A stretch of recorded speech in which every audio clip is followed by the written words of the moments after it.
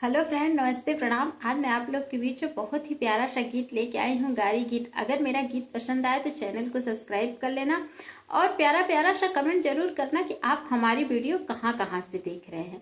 बहुत ही प्यारा सा गारी गीत है। चलिए हम चलते हैं अपने गीत की तरफ। बहुत ही प्यारा सा गीत आप लोग के बीच में लेके आए हैं।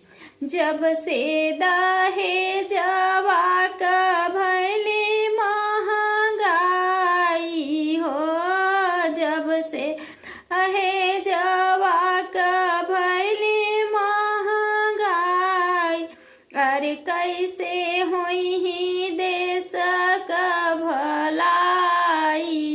हाँ, सीताराम से भजो यार, कैसे हुई ही देश का भलाई। हाँ, सीताराम से भजो।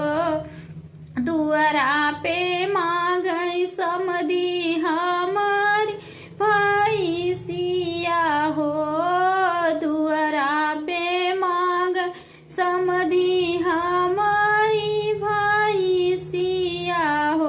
अरे सिकड़ी मांगई मड़वा कहिलाई। हाँ, सीताराम से भजो। अरे सिकड़ी मांगई मड़वा कहिलाई। हाँ, सीताराम से भजो। जब से दहेजवा का भैली महंगाई हो,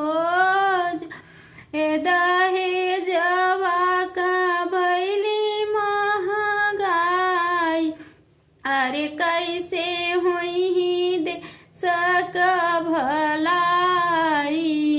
हाँ, सीताराम से भजो।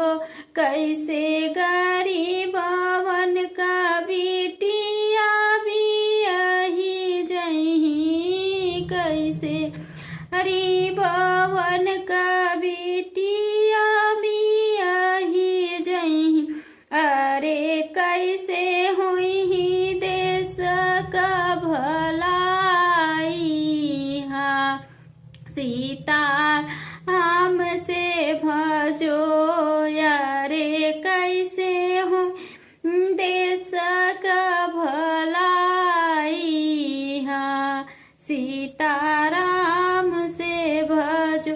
हमरे नी पापा समधी बहुत गरीबवा हो, नी पापा समधी बहुत गरीबवा हो।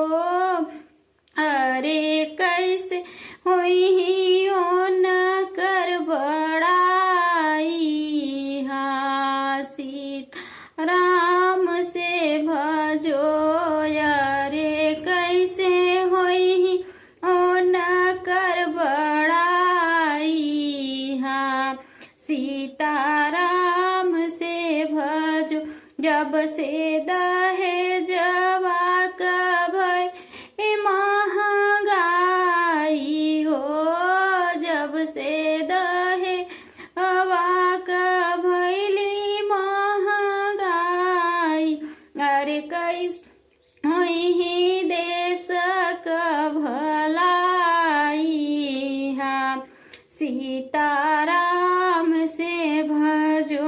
हमारी इज्जतिया बचाव हो समधिया रामा, हम इज्जतिया बचाव हो समधिया राम, नाही होई ही जग में हसाई। हाँ, सीताराम से भजो। नाही होई जग में हसाई। हाँ, सीताराम से भजो।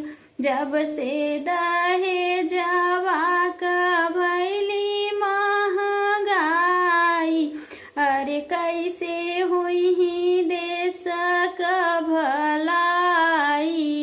हाँ, सीताराम से भजो अरे कैसे होई देश का भलाई। हाँ, सीताराम से भजो। अगर गीत पसंद आए तो चैनल को सब्सक्राइब कर लेना और प्यारा प्यारा सा कमेंट जरूर करना कि आप हमारी वीडियो कहाँ कहाँ से देख रहे हो।